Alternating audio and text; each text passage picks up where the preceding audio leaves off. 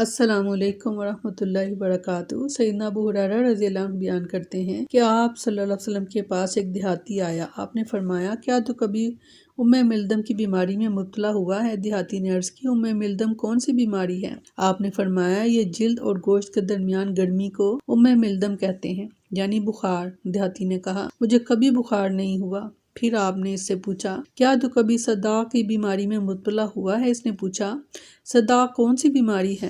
آپ نے فرمایا، سر درد کو صداع کہا جاتا ہے۔ دیہاتی نے کہا کہ مجھے کبھی سر میں درد نہیں ہوا۔ پھر جب دیہاتی چلا گیا تو آپ صلی اللہ علیہ وسلم نے فرمایا کہ جس آدمی کو یہ بات اچھی لگتی ہو کہ وہ کسی دوزخی کو دیکھے تو اس دیہاتی کو دیکھ لے۔ ابن حبان 2916، مسند احمد 332۔ بہت اہم حدیث۔ ایک حدیث میں فرمایا کہ تو میرے پاس سے اٹھ جا، کیونکہ اللہ تجھ سے ناراض ہے، یعنی اگر کوئی تکلیف نہیں آئی تو اللہ اس سے ناراض ہے۔